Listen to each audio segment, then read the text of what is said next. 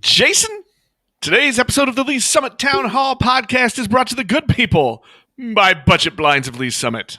Budget Blinds! Did you know that Budget Blinds is your home for Signature Series shades? I did, and I will say, all hail those robot shade overlords. If you are ready to make your home a smart home, go visit our friends at Budget Blinds. And I'm going to stop the thing we usually say. Do you have something extra? I do have something extra. Now, more precisely, they have something extra. They have a little something extra. If you go to downtownls.org and purchase the Love Local Passport, there's a special deal for you. You can get a free remote with the purchase of your automated window coverings. So there you go. You'll have an opportunity to control those robot shades from your fancy remote. And you know what you can do when you go to Downtown Lee Summit and see them. Tom, Jason, Nick, say yeah.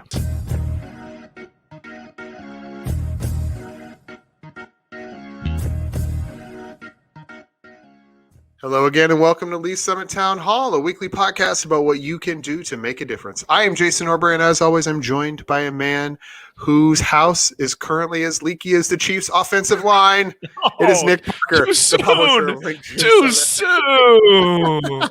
Oh. I couldn't find a way to make a bad referee joke, so I had to go with the offensive line. Wow. It's too soon. Are you still hurting? A little bit. Are you okay? Because I want to say this: our unofficial sponsor is the 5 Stages of Grief, and I don't know. I'm just trying to check with my friends to see if they are in denial. That's where I think I was. I was making. We'll just call them election jokes about the result of the game. We have anger, right? You know, we have all those stages, and I always know where people are. I've moved to acceptance. And mostly because I was very full of snacks, and it was easier at that point just to go to sleep on Sunday night. Have you moved to acceptance of the amount of food that you ate? Oh, well, no, I'm really going to try to stay in denial about that. I've not even stepped on the scale. I've not done it. I would be sad. I would be sad about that whole thing. So, Jason, we're going to have a little bit different episode this week. Is this one of those very special episodes? On the next special episode. It's a very special episode of Down at Lee Summit Town Hall. This is February. This is Black History Month. And I've been in the community journalism game for a long time. I always get a little weird during Black History Month, and mostly because I just don't know what to do. I don't know how to go get those stories, and I always have this little bit of guilt when it comes February 1st and I call up the Black people I know in town. Hey, this is the month where I get to talk to you, right? That's hard for me. So you went ahead and did it anyway. So I went ahead and did it anyway. Actually, but I did that, Jason. We're gonna play a conversation that we had with 2 people from here in town here in a little bit. But I did it with I just decided it was time to be honest, and it was time to say, hey, look, I don't know what to do right now. I don't know how to have some of these conversations. So let's just talk. And talk we did. So here we are, a conversation with Reggie Gray, one of the owners of Sabor Latino, a downtown Lee Summit restaurant, and Nigel Woodberry.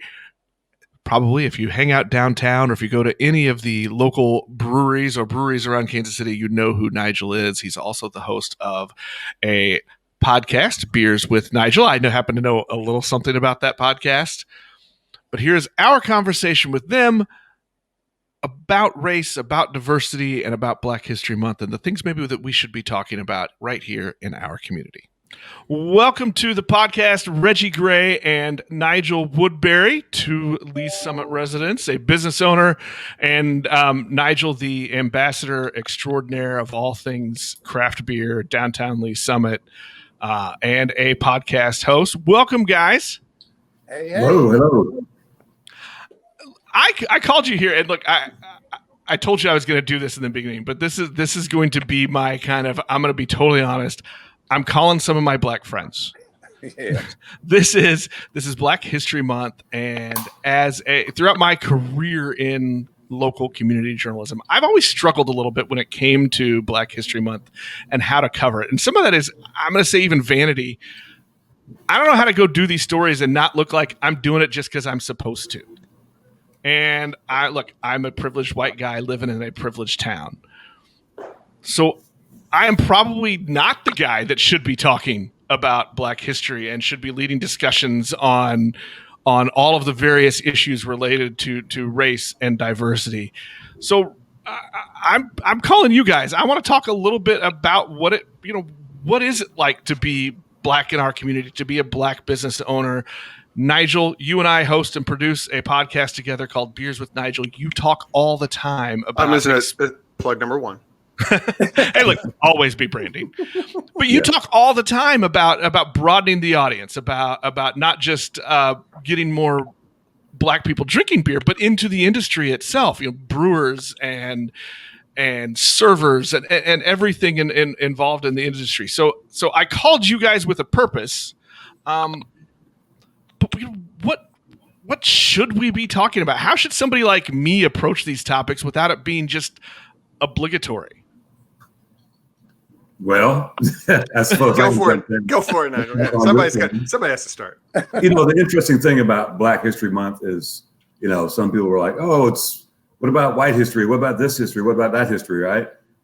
But if people know the history of Black people in this country, and I have a different perspective growing up in England, but if you know the history of what has happened in this country over the last 300 years, then you'll understand that Black history has not been told. I mean, going to school, high school in Oklahoma or junior high in Oklahoma, there was no Black history. That thankfully in high school I had a Black history teacher who didn't teach out of the book, because the books had nothing. Had a little bit about civil rights, a little bit about slavery, but really the narrative was whatever was in the book. So who was writing the books? Not Black people. So, if you delve now, now it's impossible not to find out the real stuff, right? So if you go back and you're a student of history, you'll fast forward to where we are now. You're like, oh, this is why, Black people feel disenfranchised or mad or this, that, and the other, is because, things that were put in place years ago, still have some sort of effect. Yeah. And so if you widen your scope and take a look back, then you'll be like, well, yeah, we should be celebrating, Black history, because it was snubbed for how many years, right? Yep. Are you saying that maybe 8% of the year and the shortest month isn't enough on its own, Nigel? Is that what you're saying? I don't think it needs to be necessarily a month. I think it goes back to the broader question of 2020 is, acknowledging that Black people actually exist. Yeah. And are successful and have brains and get away from this. Well, just because you're branded with that color means a certain thing. It does not. Yep. And Nigel, you said it perfectly. And I just want to add that Black history is American history. So right. I know that the time for so many people is February. Let's talk about Black people in February. But it's amazing. When we do talk about it, the reality is, unfortunately, that first thing people see when they see me and Nigel are men of color. Regardless, that's what you see. It's weird. I went to an predominantly white, all-male private school from grades 5th through 12th. That's one reason I went to an HBCU, historically Black college and university, for college, because I needed some diversity. It's so weird when February would come around, and I just want to applaud you guys for inviting me and Nigel and doing a show like this, just to hear other people's perspectives about race matters, and the Black culture. I mean, come on, when we talk about cool, hip, all the things that go on in marketing, so much comes from Black culture. But when it comes to who's making that money, it's surely not predominantly any black folk. The black folk have really, unfortunately, collectively never truly had the power. Black folk are so powerful when you talk about spending, when you talk about money. I mean, black folks spend millions of dollars into the economy annually. I mean, hundreds of millions. And unfortunately, probably only 2% of that is back into black-owned businesses. So the majority of businesses we support are those that are not started and created by those who look like us. And we spend the money. But let me not get off subject here. Nigel said it best. We're not trying to go back 300 years ago and say, give me this or you're a part of it, because none of us were here 300 years ago. But unfortunately, so much of what so many of us go through is systemic. That's the reality. I mean, it's just is what it is. I had to be trained differently as a kid. My parents said, Reggie, you better know how to talk to authority. You better know how to talk to police officers. See, a lot of white parents don't have to have that conversation. That's a part of white privilege. A lot of people don't understand that you're privileged because you're white, because your color talks for you. You don't have to say anything. But black folk, a lot of us have to work 10 times harder, 20 times harder. My father, who's a doctor, always said, Reggie, you have to have education, because education is what makes you powerful. That's how you compete in this world. And black folk have been fighting to be educated since the beginning, when folk didn't want us to be educated. Right. So let me not go on and on, but that's just a quick snippet. Oh, no. Well, I think, sometimes maybe we get stuck on the terminology there that we call it Black History Month, that we have to talk about, we have to go find the famous black person in town, and we have to do that. But what I'm understanding here, and you can tell me if I'm wrong, what I'm understanding here is it's really just about knowing the historical story and the historical perspective, so that we can understand that not everybody's coming from the same place or the same starting block, to put it in a sports term. Excellent way. Mm-hmm. That was for you, Nigel, because I know you were a track star in high school. Something like that. So Nigel, you on your on the podcast, you have and I'm going to give you all of the credit for the podcast and none to my co-host here. Absolutely, and your co-host you should, there. by the way. But you have done I think an excellent job of centering Black voices and bringing those perspectives into that. How you are obviously integral in the craft beer scene in our community and a lot of the bits and pieces to do that. How do you? But yet you're not a brewer, so you're coming at this from an even a different angle. How have you found that process? Not only sort of in your broader conversation with because you've talked to brewers from all over the country, but specifically as we get here to Lee Summit, how is that? How are you impacting that conversation as we go forward, just in the beer making community?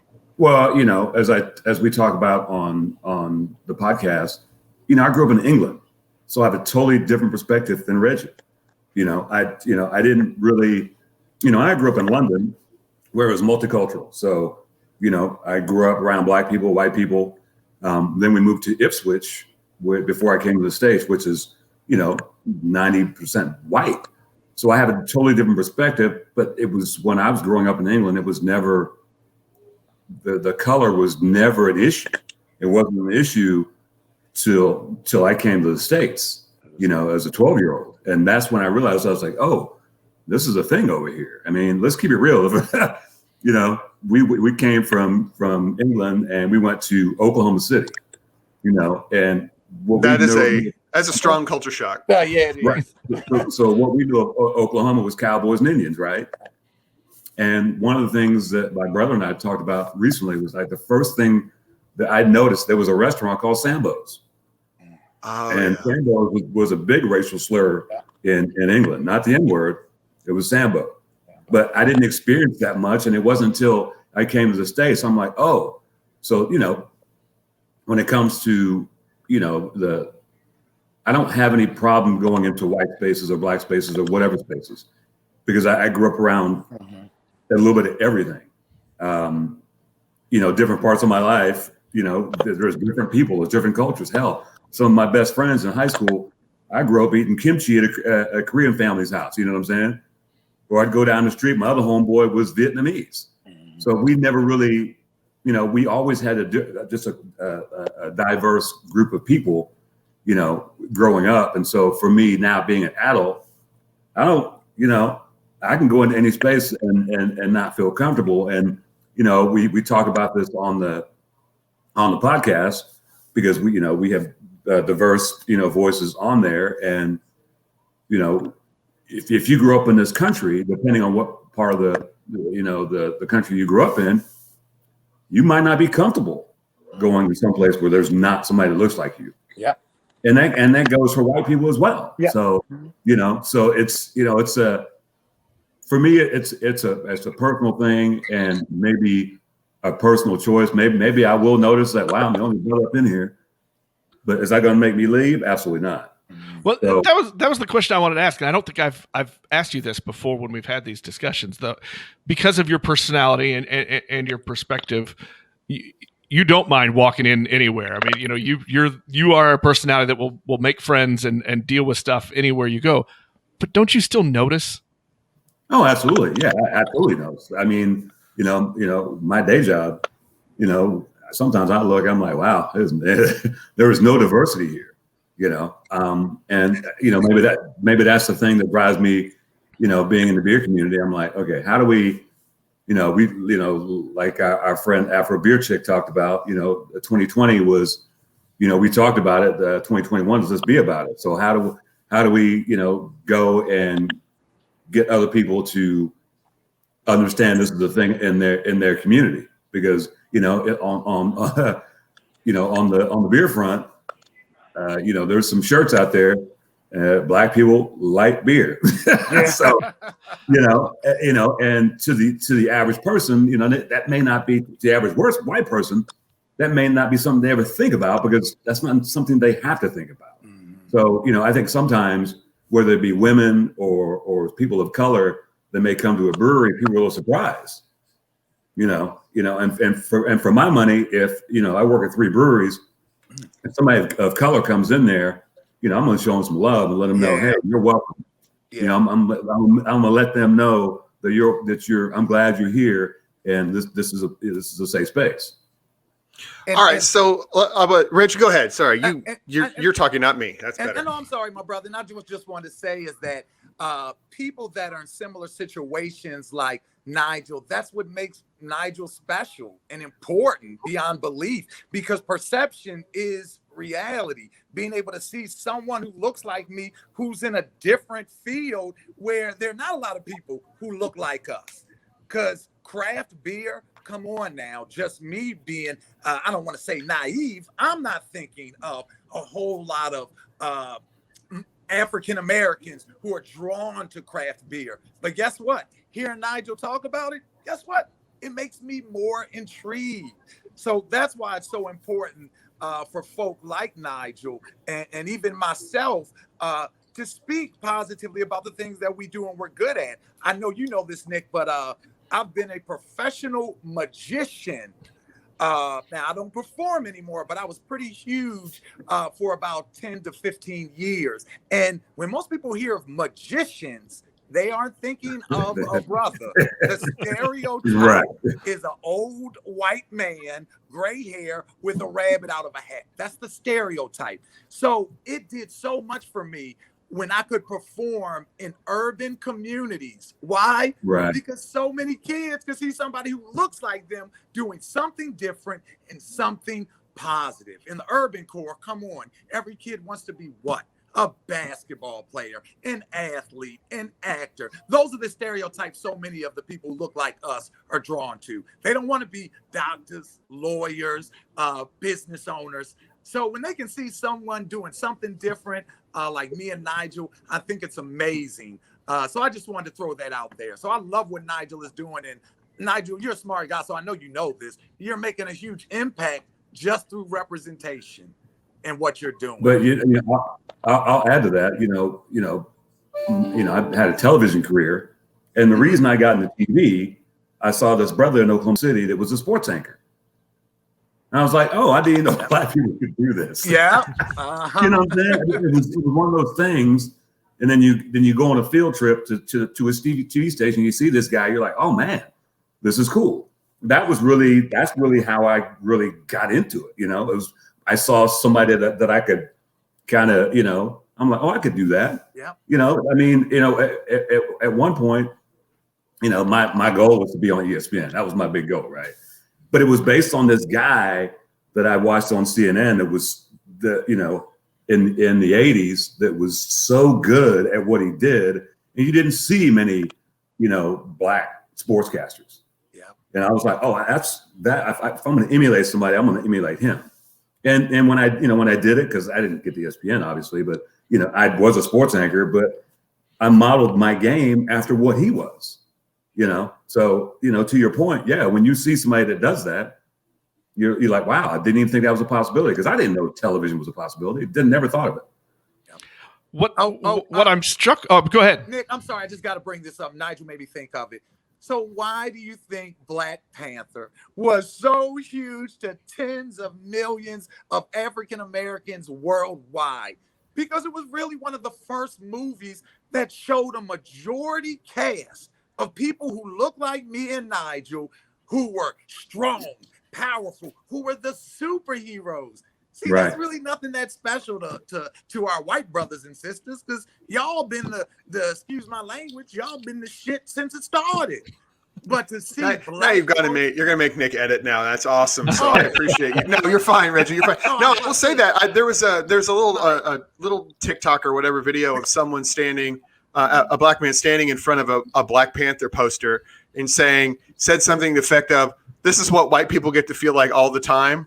And it was crystallized what you said, crystallized that even more so. So Reggie, let's talk about you a little bit and some of your experience. Apparently, you've been a magician, but you are currently one of the primary investors in Sabor Latino. Correct. And so that brings a lot of stuff. Obviously, as a black entrepreneur in a predominantly white community, and someone who works as well, is on the board of an organization to promote black entrepreneurship. So what has that journey been like for you? How are you doing? I mean, so not only are you bringing your perspective to the investment in that restaurant, but it's a Latino restaurant, so it's a whole, that's another level of diversity in that whole process. So how have you found sort of being one of the first folks of your color or your race in the Lee Summit entrepreneur community? Well, first of all, I just want to say I'm so blessed to be in this community. This is really a phenomenal community, hands down. I also want to say that even though I'm a big advocate and promoter of circulating your money, circulating your wealth, let me just say this. Two things I love about the Jewish and the Asian communities is they invest in their own like clockwork from birth. It's a known. And I don't want to sound like I'm throwing stereotypes here, but there's certain communities that are stronger when it comes to keeping the money in their own communities. An example, they say $1 circulates the Asian community for 30 days. $1, 30 days.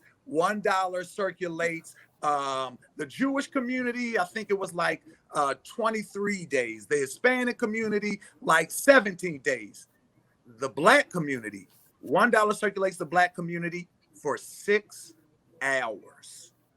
That means that when Black folk get money, we don't keep it in our own communities and we don't consistently support our own.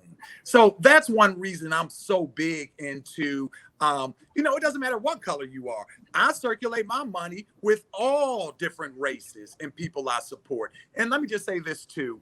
I do not go out here telling everyone that Sabor Latino is Black owned as well, because I'm one of those people where I don't want to be the best Black owned business. I want to be the best business. So, and I also have to admit that I'm privileged in my own right. Yes, I have a darker complexion. Yes, I'm an African American, but I come from a family that has graduated from college over the last 150 years. I come Right. from a family, I know who my great great grandfather is because he left an inheritance. And we're still growing from what the great great granddad did. See, a lot of folk Wow. who look like me can't say that because we don't have long money. We don't have generational wealth. When most of us die, we leave our loved ones heartache and debt. That's what most Black folk do. I think 93% of Black folk leave nothing when they die. This circle continues with those who look like me, where we don't financially grow and leave. So, in saying all that, um, I'm like Nigel, where I call myself a chameleon.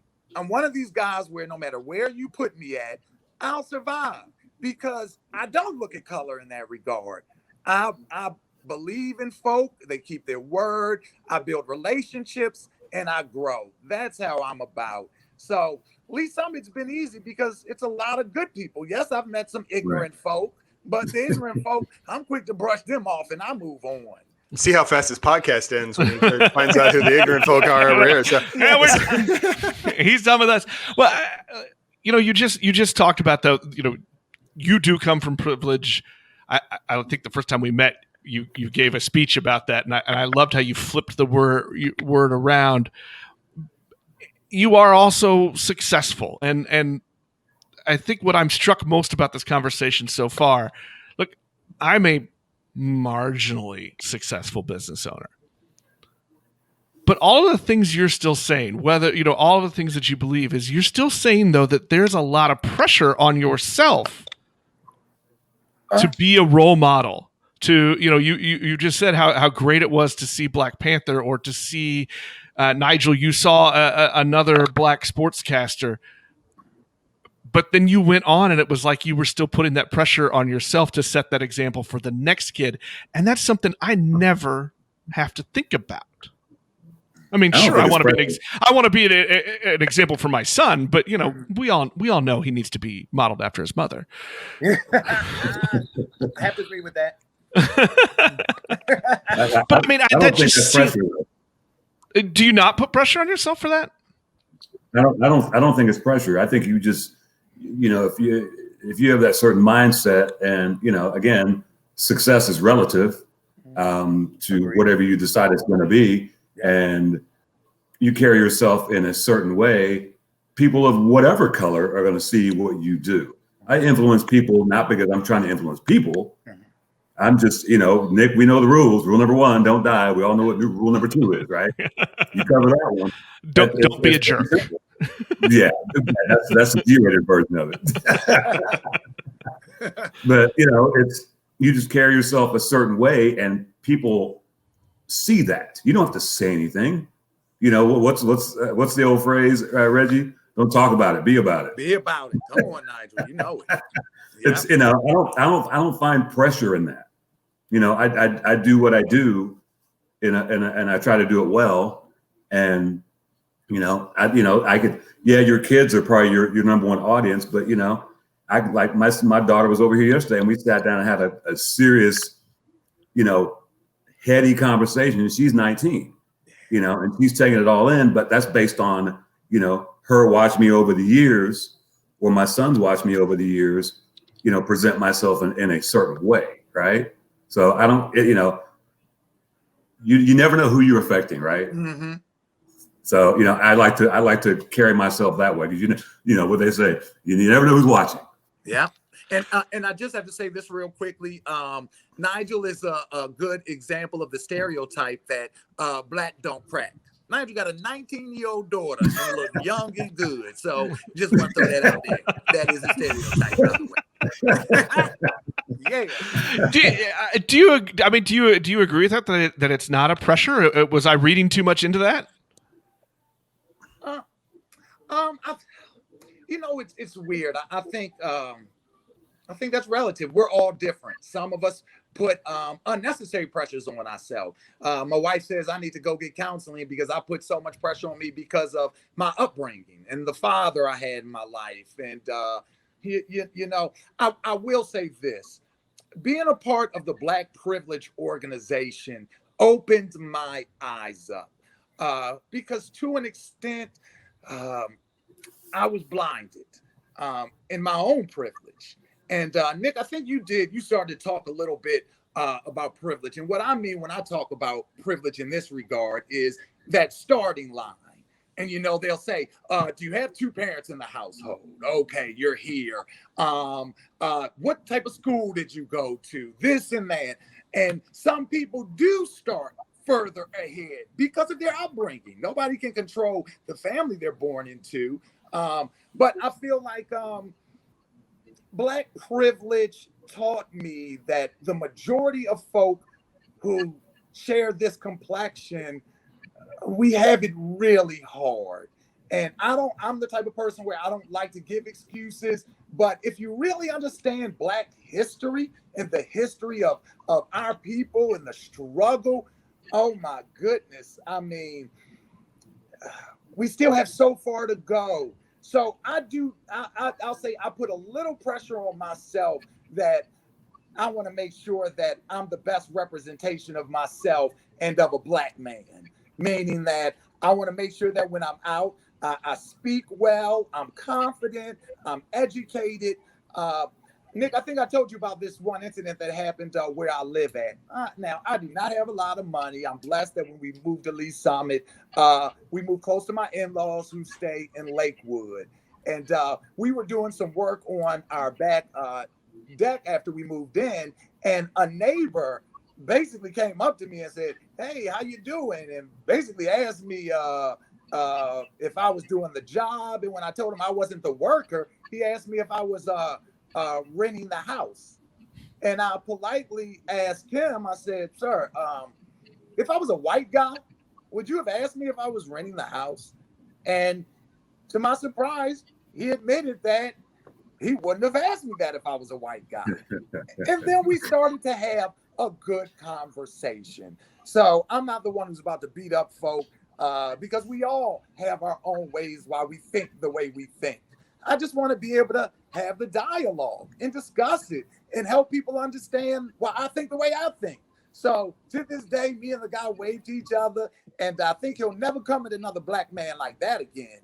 You know what I'm saying? So, Nigel, no, actually, this ties into something Nigel said a little earlier, and it struck me when you said it, is like when you are working in one of the breweries or in whatever environment you're in, because you're you, and you see another Black person come in, you make a point to make them feel welcome in these traditionally or generally white spaces. Mm-hmm. That's a lot of work on you, man. I mean, that's to put it out there. And I thank you for making the point to do that.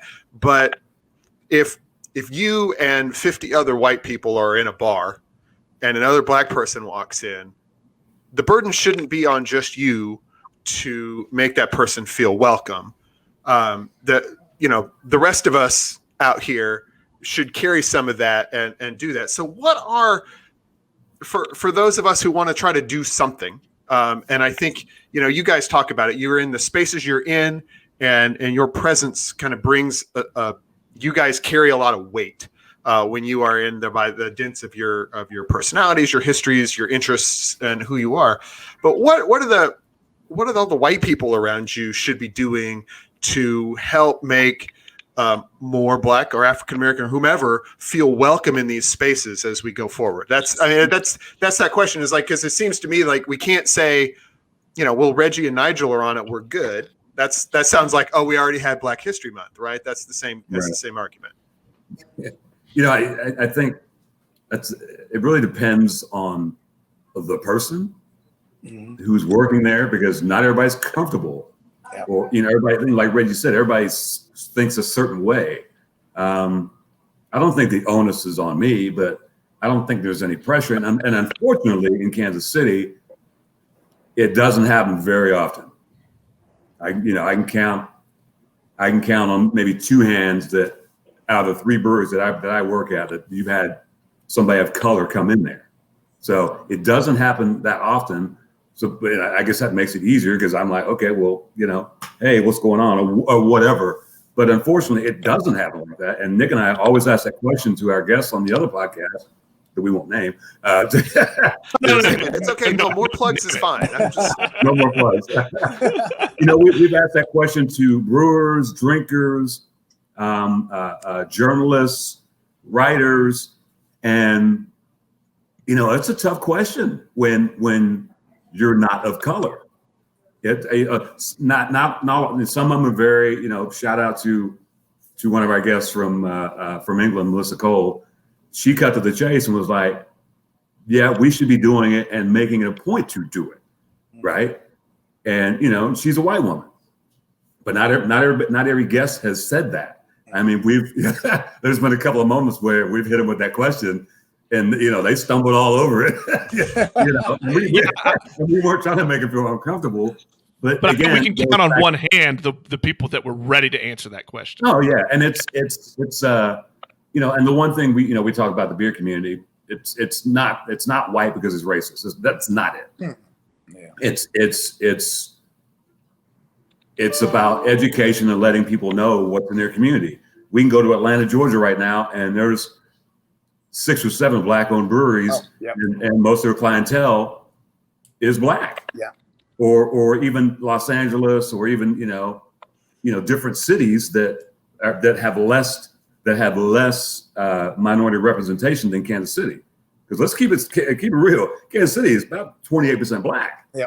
Mm-hmm. But there's not a Black-owned brewery. There's only what was it, Nick? 1 brewer of color. Right. Yeah. One assistant brewer. And it's a relatively new position. Yeah, and I'm probably of the 38 breweries in Kansas City, I am probably one of maybe 4 people of color that are serving, because it's just not one of those industries that people are exposed to when you're younger. You know what I'm saying? Mm-hmm. Kind of like the whole television story.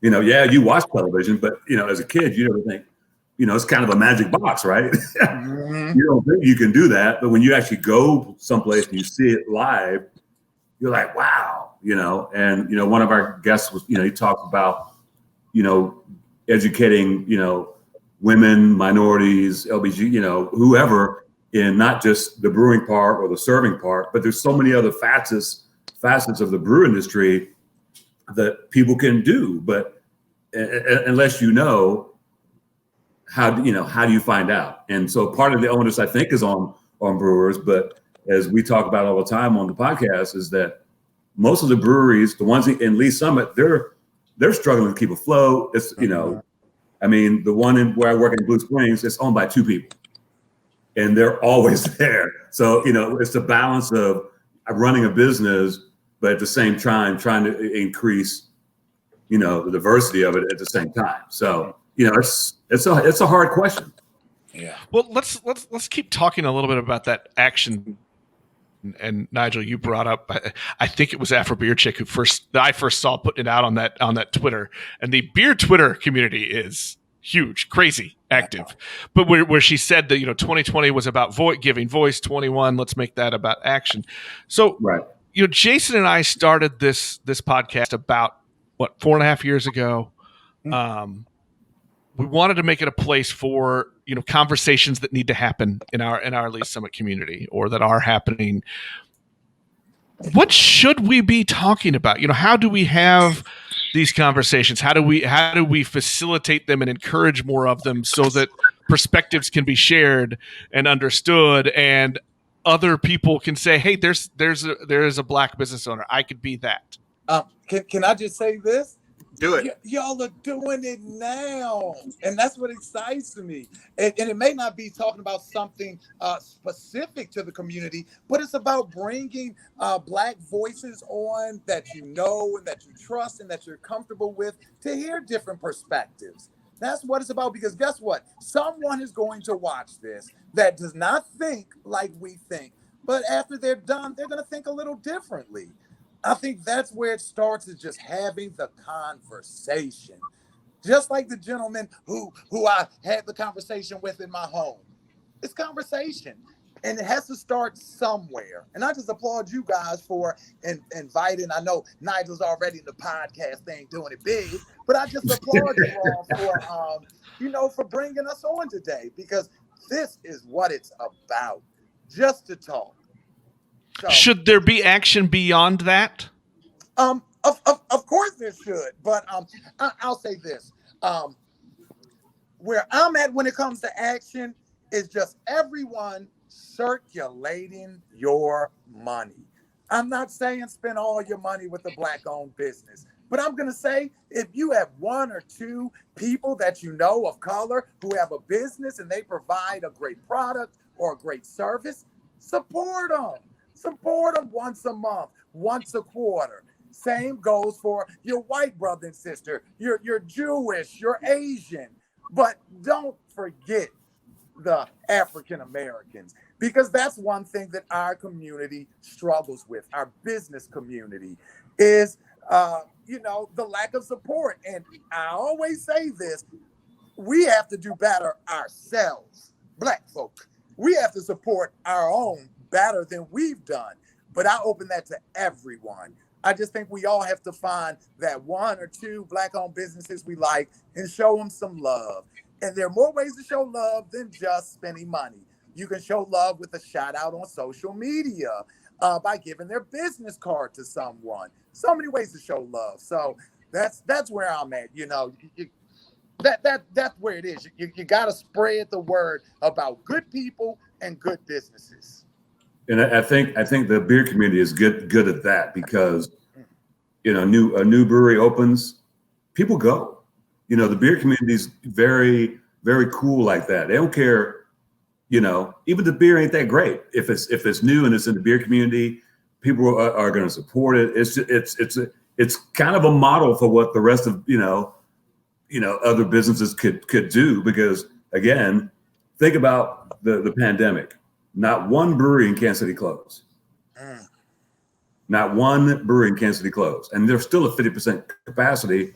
Shout out to Diametric Brewing and Lee Summit, because when this all started, Mac and those guys had an idea to say, hey, we're going to help the brewers. So they basically, all the breweries brought their beer to that location, and people could order online and pick it up just to go.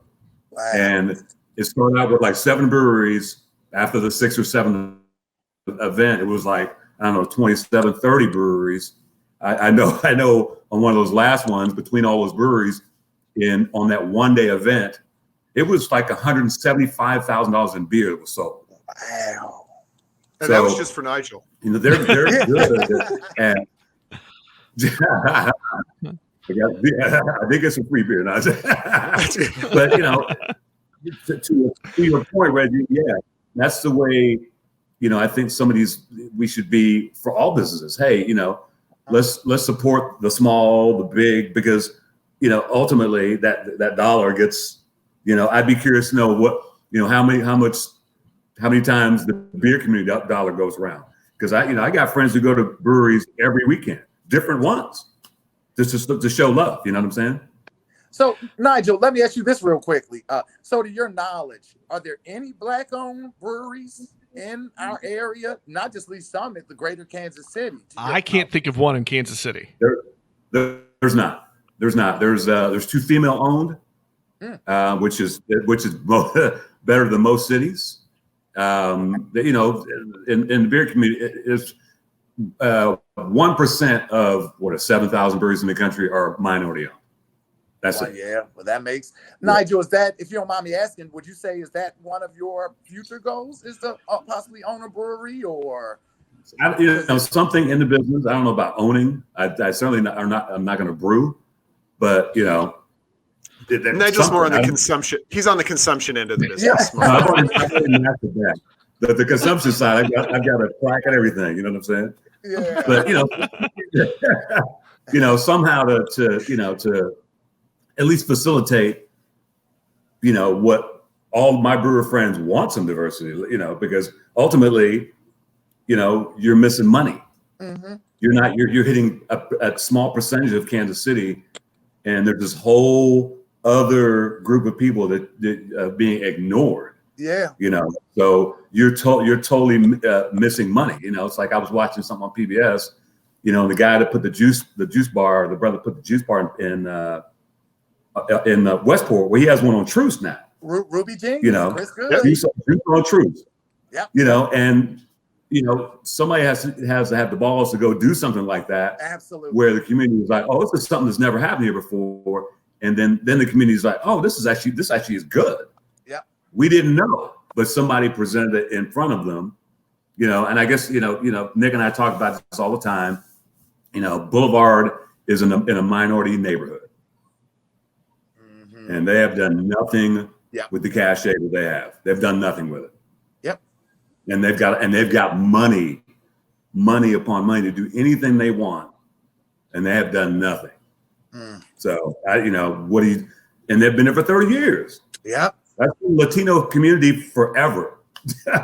There's no Latinos working at Boulevard. I've known two people of color in 20 years that I've known about Boulevard. And to me, that's a problem. That's a problem. When business owners, it's a private, you can do what you want with your money, but that's a problem when you don't have a plan to give back. And I'm not just talking to the Black community. I just mean the community in need, the communities that you're in. So the one that surrounds you, yeah. So and maybe that's and see, Nick, we're doing exactly what you were talking about, my brother. Is conversation. We're talking about it, and who knows? Because you're making me interested in possibly even reaching out to Boulevard through one of my organizations, just to see if they'd be willing to to give back in some capacity. Well, Reggie, the first place we're going to send you down to Fringe, since you know magic and stuff, and so that's their whole thing. That's their whole motif. You could be a special guest. Yes, thank you, brother. I was tired for a reason. I was tired of saying yeah and being that crazy guy. but I have to be honest though, because one thing I struggled with as an entertainer, and I'm going to be honest on the show, is even though I was super popular in Johnson County, did over 300 shows a year. I mean, did really well. But one thing that I struggle with is I was tired of being the clowns for the white man. And that's an internal issue that I have to deal with. And when I say the white man, I just mean one thing white folk love is they love a brother that'll make them laugh, entertain me. I remember I was at the country club and I'm entertaining them and I'm doing all this and I'm just having my own inner issues. Like, okay, my father's a doctor. Shoot, I got plenty of money in the bank. Oh, y'all like me, because I'm that Eddie Murphy. So those are my own internal issues that I've had to deal with. And I've dealt with that ever since I was a 12-year-old magician. Can you respect me for being an entrepreneur? Can you respect me for being educated? No, you respect me because I can make you laugh. So I don't downplay the skill and the talent and, making money in that. But that's an issue as a Black man that I've had. And I don't think that's right. But I'm just being honest. I'm human. So, I think it's good to as a white guy, I think it's good to hear those things. And again, it's about, hearing the different perspective and being able to think about those things before we talk. Yeah. Right. Well, I want to, as we wrap things up, I want to, again, I'm going to kind of play the role of the dummy here. It's a hard one for me to play. Yeah, typecast. But, is there anything we've missed that we really, in this short period of time that we should still talk about? Is there anything we've missed that maybe you guys want to make sure people know as we look to continue conversations and to continue action in our little community? I mean, Reggie said it already. I mean, basically, just be open. Have a conversation. Put your biases. Look, first of all, know your biases. Figure out those biases. Know who you are and know what triggers you. And then once you know them, then you can, kind of, have the scales fall off your eyes and have a different perspective. The one thing I try to teach my kids is, people are people, and what they think is what they're gonna think.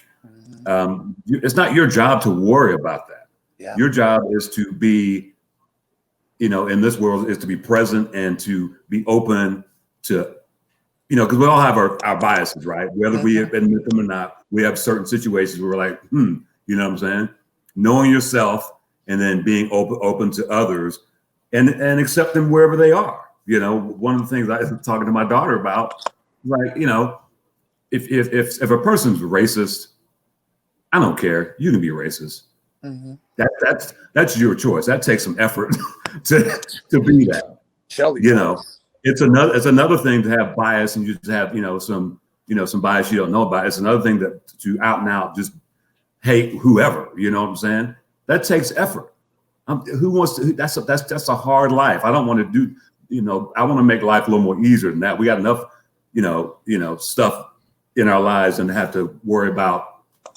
I don't like that person because they wear glasses. Yeah. And all three of y'all got glasses. What are you talking about? Yeah, Nick can't see anything, so it's fine. One of us had the courage to leave their glasses on. I just want that noted here. So just be open and to other people, accept them for who they are. I'm not gonna try to change any of you guys. I mean, Nick sometimes, but don't work. He needs the most work, so it's fine. Right, well, the whole premise of the other podcast is Nigel says he's coaching me up. So, what I did, and I've done a great job. You have. You've been excellent. Well, Reggie Gray, Nigel Woodberry, thank you so much for coming on and letting me call you. I felt guilty making that call.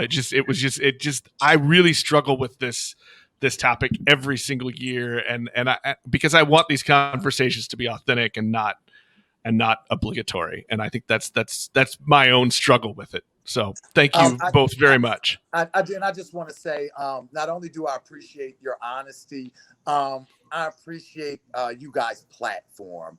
I appreciate you for taking the time to want to talk about this. Come on, talk about Black history in less than an hour. Come on, this thing could be. You're saying this wasn't thorough?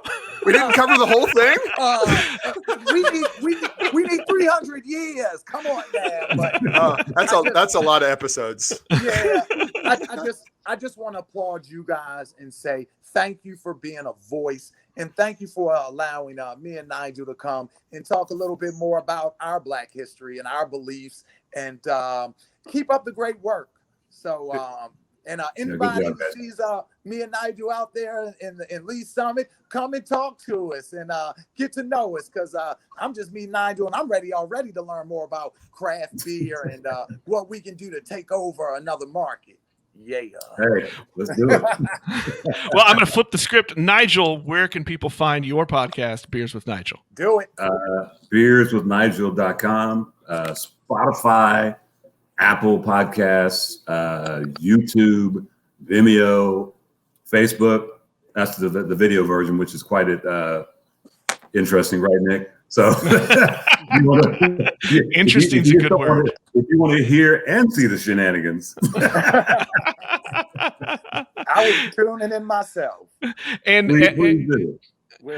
Reggie Gray, Sabor Latino is your business. Tell us where people can find and follow that great restaurant. Oh, come on. Sabor Latino Latin cuisine and bar. We just hit the 1 year mark downtown Lee Summit. Oh, we love this city. We're on the corner of 3rd and Market, and it's tasteoflatin.com. Deliver, pick up, and even once the pandemic is over, if that's ever going to happen, we're still not going to add all those extra seatings. We want to keep plenty of space between customers, and come and have a good time. And if you have any problems, hit us up on Facebook. Let us know, and we will hit you directly, because there's nothing better than taking great care of our customers. So, and anyone who supported us, thank you so much. We are a small minority-owned business, and I don't care, business is hard, no matter what color you are. So, Thank you for your support. The pandemic is, well, not actually colorblind, but pretty close. It quacks us all pretty hard. So I got you. All those restaurants have been hit real hard. So you're right. Well, thank you guys for coming on, man. We really appreciate it. And congratulations on your 1-year anniversary for the downtown restaurant. That's fantastic. Thank Well, guys, thank you very much. I appreciate it. And that will wrap us up for this week. We'll talk to everybody next time. Yeah.